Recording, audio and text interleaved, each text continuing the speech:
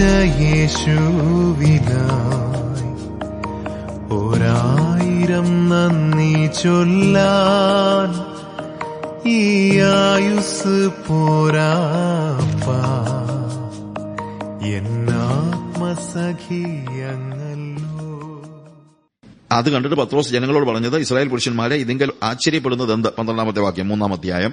ഞങ്ങളുടെ സ്വന്തം ശക്തി കൊണ്ടോ ഭക്തി കൊണ്ടോ ഇതുവരെ നടക്കുമാറാക്കി എന്ന് പറഞ്ഞ് ഞങ്ങളെ ഉറ്റുനോക്കുന്നതും എന്ത്? നിങ്ങൾ വെറുതെ ഞങ്ങളെ ഉപദ്രവിക്കാതെ. ഇതിനകത്തൊന്നും ഞങ്ങൾക്ക് വലിയ പങ്കൊന്നും ഇല്ല.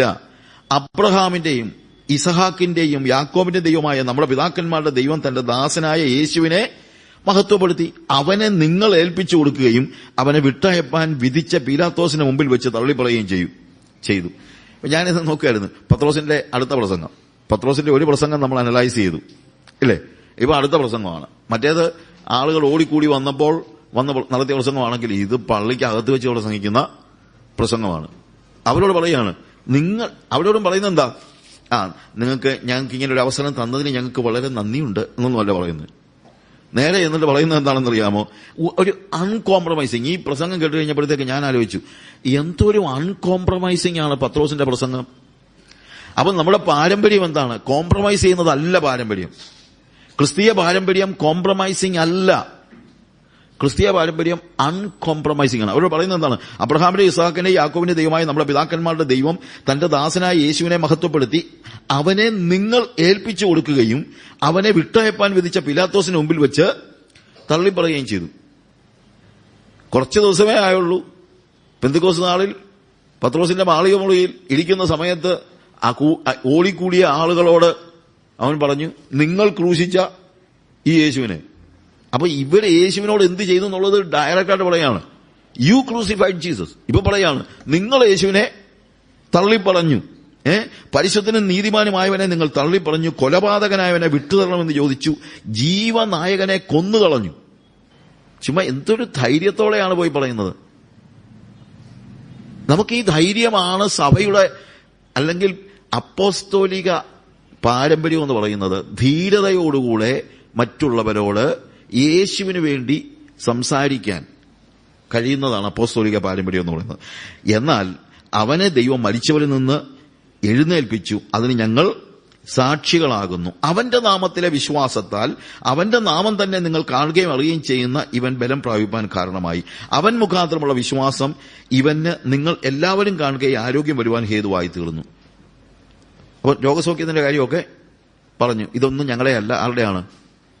യേശുവിന്റെയാണ്. പക്ഷെ പെട്ടെന്ന് എന്താ ചെയ്യുന്നറിയാമോ? ഉടനെ തന്നെ ഇനി പിന്നെ ഈ രോഗസൗഖ്യത്തിന് വേണ്ടി നിങ്ങൾക്ക് ആരൊക്കെയുണ്ട്?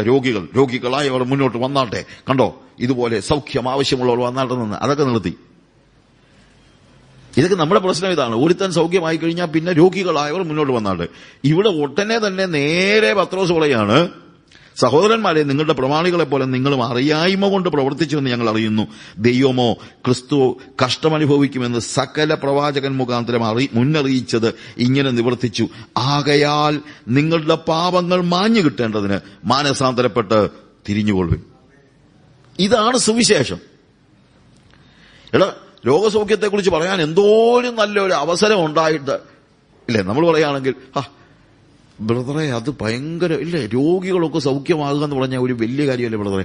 ആളുകളൊക്കെ വരണമെങ്കിൽ ഇതുപോലുള്ള ചില അത്ഭുതങ്ങളൊക്കെ നടക്കണം ബ്രദറെ. അത്ഭുതം നടക്കുന്നൊക്കെ കണ്ട ആള് വരും. ഈ വരുന്നവനൊന്നും നിൽക്കത്തൊന്നുമില്ല, അവൻ തിരിച്ചു പോകും.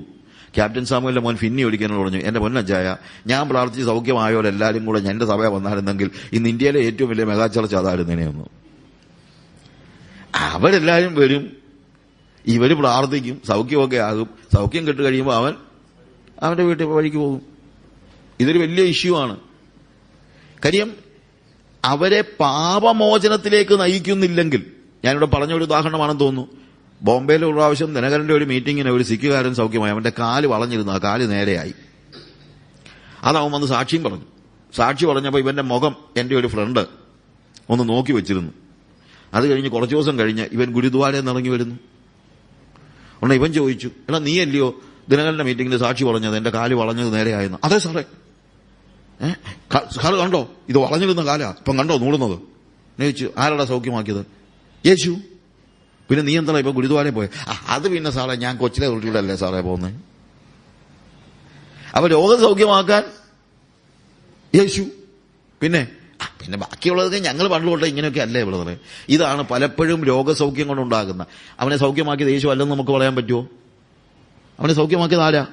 യേശുവാണ്. അതിന് സംശയമൊന്നുമില്ല. അത് അവന്റെ മനസ്സലിവ്. ദൈവത്തിന്റെ മനസ്സലിവാണ് ഒരു വ്യക്തിയെ സൗഖ്യമാക്കുന്നത്. പക്ഷെ അതുകൊണ്ട് മാത്രം അവൻ യേശുവിനെ പിൻപറ്റണമെന്ന് വലിയ നിർബന്ധമൊന്നും ഇല്ല.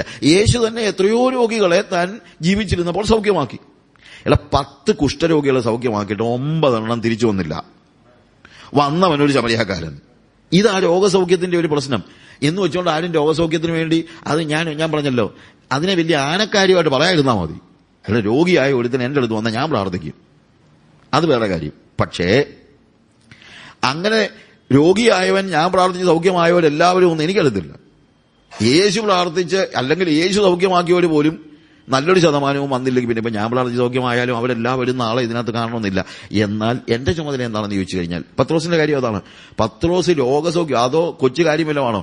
ജന്മനാ മുടന്തനായിരുന്ന ഇവിടുത്തെ വലിയ പണ്ടത്തെ പാർട്ടികളൊക്കെ ഉണ്ടല്ലോ, ഒരു ഇതുപോലെ രോഗസൗഖ്യം കൊടുക്കുന്ന ഒരുത്തന്റെ വീഡിയോ ഞാൻ കണ്ടു. ഒരു ചെറിയൊരു വീഡിയോയാ.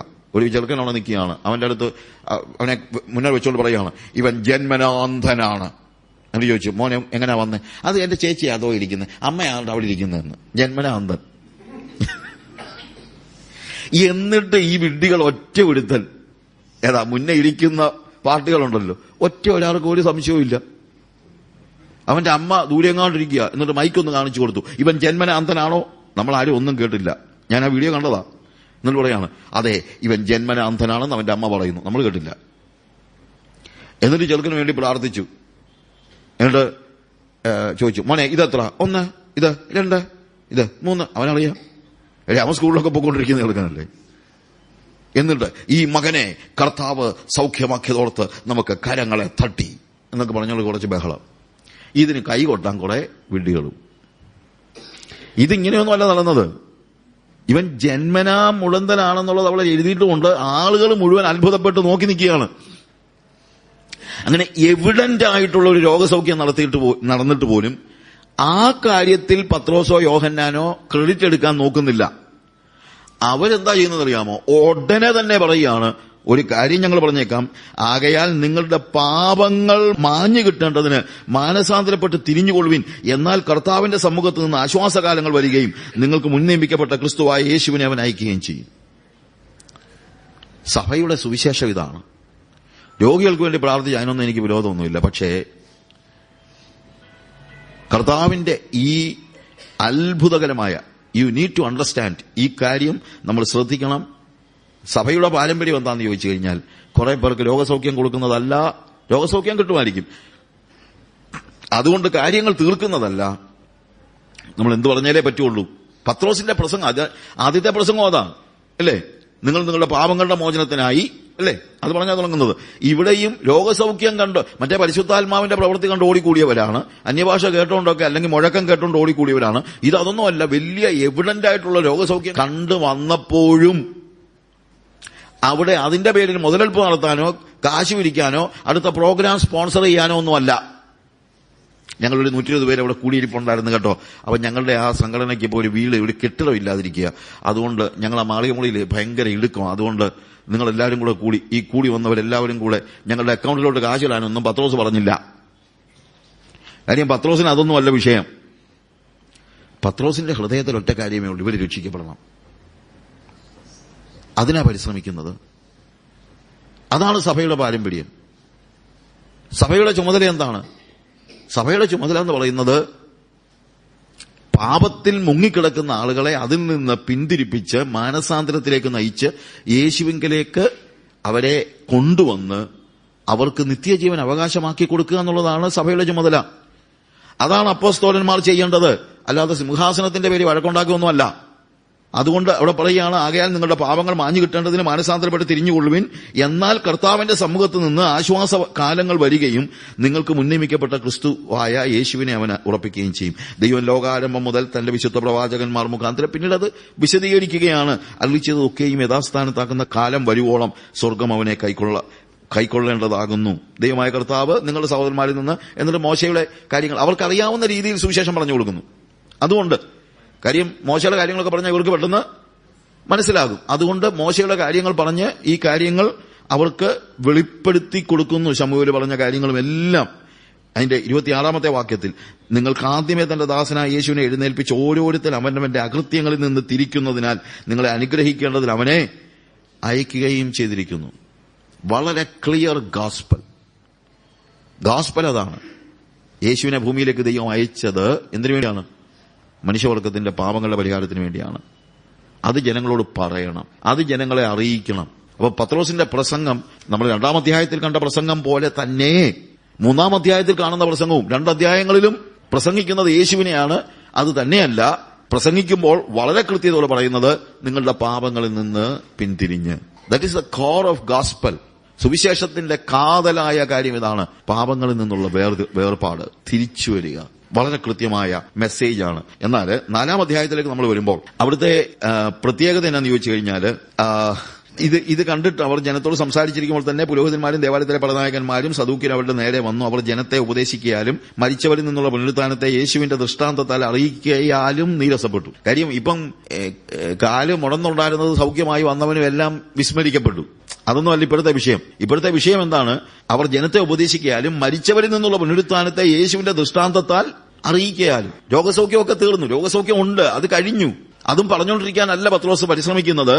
പുനരുത്ഥാനത്ത്, മരിച്ചവരിൽ നിന്നുള്ള പുനരുത്ഥാനത്തെ യേശുവിന്റെ ദൃഷ്ടാന്തത്താൽ അറിയിക്കാലും. അങ്ങനെ ഇത് പറഞ്ഞു കഴിഞ്ഞപ്പോൾ പേഴ്സിക്യൂഷനായി. സത്യസുവിശേഷം പറഞ്ഞാൽ പേഴ്സിക്യൂഷൻ ഉണ്ടാകും.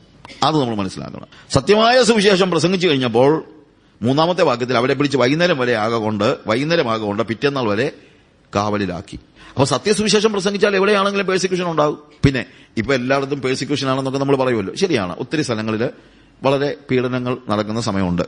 പക്ഷേ ഇത് ഇന്ന് തുടങ്ങിയതല്ല, അത് നമ്മൾ മനസ്സിലാക്കണം. അപ്പോസ്തല പ്രവൃത്തികളിലെ ആദ്യത്തെ പ്രസംഗം പ്രസംഗിച്ചത് അവരുടെ ഒരു പ്രൈവറ്റ് സ്ഥലത്തായതുകൊണ്ട് വലിയ പ്രശ്നമൊന്നും ഉണ്ടായില്ല. പബ്ലിക്കിൽ പ്രസംഗിച്ച ആദ്യത്തെ ദിവസം തന്നെ, ഫസ്റ്റ് പബ്ലിക് സ്പീച്ചാണ് ഇവിടെ നമ്മൾ കാണുന്നത്. ആദ്യത്തെ ദിവസം തന്നെ പീഡനം ഉണ്ടായി. അതും കൊച്ചു കാര്യമൊന്നുമില്ല, നേരെ വിളിച്ച് തടവിലാക്കി. പക്ഷെ നിങ്ങളെ തടവിലാക്കിയാലും പേടിക്കേണ്ട. 4-ാമത്തെ വാക്യത്തിൽ ഇവരെ തടവിലാക്കിയെങ്കിലും വചനം കേട്ടവരിൽ പലരും വിശ്വസിച്ചു. പുരുഷന്മാരുടെ എണ്ണം തന്നെ 5000-ഓളമായി. 3000 ആയിരുന്നു, ഇപ്പൊ അത് 5000-ഓളമായി. പിറ്റേന്നാൾ അവിടെ പ്രമാണികളും മൂപ്പന്മാരും ശാസ്ത്രിമാരും യെരൂശലേമിൽ ഒന്നിച്ചുകൂടി അവരെ വിളിച്ചുകൊണ്ട് വന്ന് ഏത് ശക്തി കൊണ്ടോ ഏത് നാമത്താലും നിങ്ങൾ ഇത് ചെയ്തു എന്നവരോട് ചോദിച്ചു. നിങ്ങൾ ഏത് ശക്തി കൊണ്ടോ ഇത് ചെയ്തത്? ഏത് നാമത്തിലാണ്? ഒരുപക്ഷെ യഹൂദന്മാരുടെ പശ്ചാത്തലം വെച്ചുകൊണ്ട് ആ രീതിയിൽ ഇതിനെ പറഞ്ഞായിരുന്നെങ്കിൽ, അല്ലെങ്കിൽ മഹാപുരോഹിതനിൽ നിന്ന് കിട്ടിയ ഏതെങ്കിലും ക്രെഡൻഷ്യൽസ് കാണിച്ചായിരുന്നെങ്കിൽ, ഇതൊന്നും ഇവരുടെ ഇല്ലെന്നേ. ഇപ്പൊ നമ്മളെല്ലാം പ്രശ്നം അതല്ലേ. നമ്മുടെ സഭയ്ക്ക് എന്തോ വേണമെന്ന് പറയുന്നത്? അംഗീകാരം വേണം. നമ്മുടെ സഭയ്ക്ക് അംഗീകാരമില്ല ബ്രദറെ. അതാ ഇപ്പോഴത്തെ ഏറ്റവും വലിയ പ്രശ്നം. ഇന്ത്യയിലെ ഏറ്റവും വലിയ പ്രശ്നം നമ്മുടെ സഭയ്ക്ക് അംഗീകാരം. ഇതൊക്കെയാണ് ഇവിടുത്തെ വലിയ പ്രശ്നം. നമ്മളെ അവരൊരു ഒരു പ്രത്യേക ഗ്രൂപ്പായിട്ട് അംഗീകരിക്കണം, അതിനുവേണ്ടി നമ്മൾ സമരം ചെയ്യണം. ഞങ്ങൾക്ക് ഇത്ര വോട്ടുണ്ട് എന്നൊക്കെ പറയാൻ തുടങ്ങി. ഞങ്ങൾക്ക് പത്തനംതിട്ട ജില്ലയിൽ എത്ര വോട്ടുണ്ടെന്ന് അറിയാമോ? എന്റെ പ്രിയമുള്ളവരെ, ഇതൊക്കെയാണോ സഭയുടെ ശക്തി? എനിക്കറിയാമോ? ഞാൻ ചോദിക്കുക. ഇവിടുത്തെ ഗവൺമെന്റ് നിങ്ങളെ അംഗീകരിച്ചാൽ കൊള്ളാം. ഇവിടെ നിയമങ്ങളുണ്ട്, ആ നിയമം അനുസരിച്ച് നമ്മൾ പോകണം. നിങ്ങൾക്ക് രജിസ്റ്റർ ചെയ്യണോ? രജിസ്റ്റർ ചെയ്തോ? ഇതൊക്കെ ശരിയാണ്. പക്ഷേ രജിസ്റ്റർ ചെയ്യാൻ പറ്റാത്ത എത്രയോ സ്ഥലങ്ങളുണ്ട്. പത്രോസും യാക്കോബും യോഹന്നാനും മറ്റ് അപ്പോസ്തലന്മാരും ഒക്കെ പ്രസംഗിച്ചത് രജിസ്റ്റേർഡ് ആയതുകൊണ്ടാണ്. അവര് പ്രസംഗിച്ചു. കാര്യം അവരുടെ മേലുള്ള അധികാരം എന്ന് പറയുന്നത് ഭൗമികമായ അധികാരമായിരുന്നില്ല. ഗവൺമെന്റിൽ നിന്ന് പ്രത്യേകിച്ച് ക്രെഡൻഷ്യൽസോ മഹാപുരോഹിതന്റെ സമ്മതപത്രമോ ഒന്നും ഉണ്ടായിട്ടായിരുന്നില്ല അവരിത് ചെയ്തത്. ഞാൻ പാസ്റ്റർ കെ സി ചിറയാനെ കുറിച്ചൊരു ബുക്ക് എഴുതിയിട്ടുണ്ട്. മംഗലാപുരത്ത് അദ്ദേഹം ഒരു പ്രാവശ്യം കോഴിക്കോട്ട് പ്രസംഗിച്ചുകൊണ്ടിരിക്കുന്ന സമയത്ത് ഒരു പരസ്യത്തിന് പ്രസംഗിക്കുകയാണ്. അപ്പോഴത്തേക്ക് കോടതിയിൽ നിന്ന് ഒരാളെ ജഡ്ജി പറഞ്ഞു വിട്ടു ചെന്ന് പ്രസംഗം നിർത്താൻ പറയാൻ. ഉടനെ അവിടെ ചെന്ന് കോടതിയിലെ ശിപായി എന്നിട്ട് പറഞ്ഞു, ഇയാൾ പ്രസംഗം നിർത്താൻ. ഉടനെ കെ സി ചിറയാൻ പറഞ്ഞു, അത് പറ്റത്തില്ല, കാര്യം ഞാൻ മഹാരാജാവിന്റെ കൽപ്പനയുമായിട്ടാണ് വന്നിരിക്കുന്നത്. അപ്പോഴത്തേക്ക് പുള്ളിക്കാരൻ തിരിച്ചു വന്നിട്ട് ജഡ്ജിയോട് പറഞ്ഞു, പുള്ളിക്കാരന് മഹാരാജാവിന്റെ കൽപ്പനയുണ്ട്, നമുക്ക് ചെന്ന് നിർത്താൻ പറ്റത്തില്ല. ശരി, അയാൾ പ്രസംഗിച്ച് കഴിയുമ്പോൾ കൽപ്പന കൊണ്ട് കാണിക്കാൻ പറഞ്ഞു. പ്രസംഗമൊക്കെ കഴിഞ്ഞിട്ട് ശിപായി പിന്നെ ചെന്നിട്ട് പറഞ്ഞു, എവിടെ മഹാരാജാവിന്റെ കൽപ്പനയെന്ന്? മത്തായിയുടെ സുവിശേഷം 28-ാം അധ്യായം എടുത്ത് കാണിച്ചത്, നിങ്ങൾ പോയി ഭൂമിയുടെ അറ്റത്തോളവും സകല സ്വർഗത്തിലും ഭൂമിയിലും സകല അധികാരവും എനിക്ക് നൽകപ്പെട്ടിരിക്കുന്നു, ആകയാൽ നിങ്ങൾ പുറപ്പെട്ട്. നടന്ന സംഭവമാണ്. അതിന്റെ കോൺസിക്വൻസ് ഒന്നും അവരാലോചിച്ചില്ല. സുവിശേഷം പറഞ്ഞുകൊണ്ടിരുന്നപ്പോൾ സുവിശേഷം പറഞ്ഞു. ഇല്ലേ? ഞാൻ പറഞ്ഞ നമ്മൾ നിയമം അനുസരിക്കണോ ഇല്ലെന്നൊന്നും ഞാൻ പറയുന്നില്ല. പക്ഷെ വേറെ കാര്യമുണ്ട്, നിയമം പ്രതികൂലമായാൽ നമ്മൾ എന്തോ ചെയ്യും? നിയമം പ്രതികൂലമായി എന്ത് ചെയ്യും? ഞാൻ ഇന്ത്യയുടെ ഒരു പൗരനാണ്. ഇന്ത്യയുടെ സകല നിയമങ്ങളും അനുസരിക്കാൻ എനിക്ക് ആഗ്രഹമുണ്ട്. പക്ഷേ ഇന്ത്യയുടെ നിയമം ദൈവത്തിന്റെ നിയമത്തിന് വിരുദ്ധമായി വന്നാൽ ഞാൻ അനുസരിക്കുന്നത് ഇന്ത്യയുടെ നിയമമായിരിക്കത്തില്ല, ദൈവത്തിന്റെ നിയമമായിരിക്കും. കാരണം ഞാൻ പ്രാഥമികമായി ദൈവരാജ്യത്തിന്റെ സിറ്റിസനാണ്, എന്നാൽ ഞാനൊരു ഇന്ത്യൻ സിറ്റിസനാണ്. ഇത് നമ്മൾ തമ്മിൽ ക്ലാഷ് ഉണ്ടാകാത്രത്തോളം കാലം ഞാൻ എല്ലാ നിയമങ്ങളും അനുസരിക്കാൻ, ഒരു നല്ല സിറ്റിസൺ ആയിരിക്കാൻ തന്നെ എനിക്ക് ആഗ്രഹമുണ്ട്. പക്ഷെ ഏതെങ്കിലും കാലത്ത് ഇന്ത്യയുടെ നിയമങ്ങൾ സ്വർഗത്തിന്റെ നിയമങ്ങൾക്ക് വിരുദ്ധമായിട്ടൊരു ഗവൺമെന്റ് വന്ന് ചെയ്താൽ എനിക്ക് അനുസരിക്കാൻ കഴിയുന്നത് ദൈവത്തെയാണ്.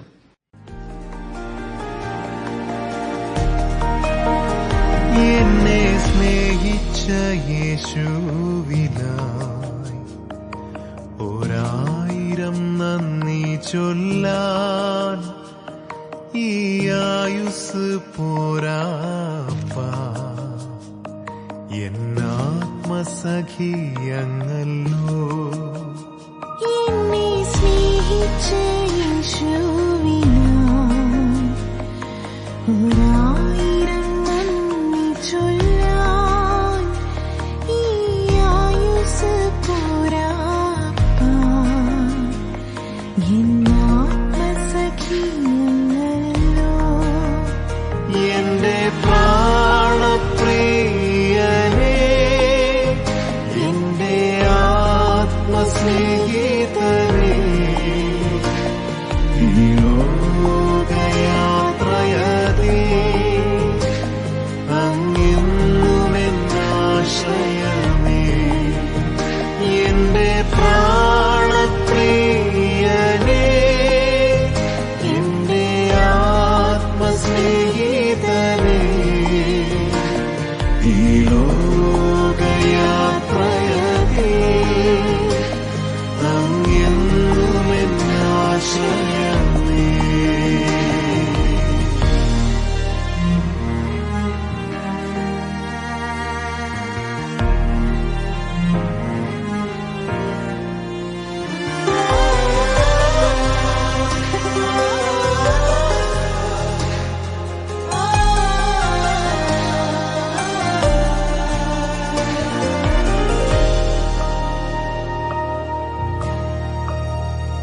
എന്നെ മുറ്റും സമർപ്പിക്കുന്നേ, എൻ സർവസ്വവും നിൻ മുൻപിൽ.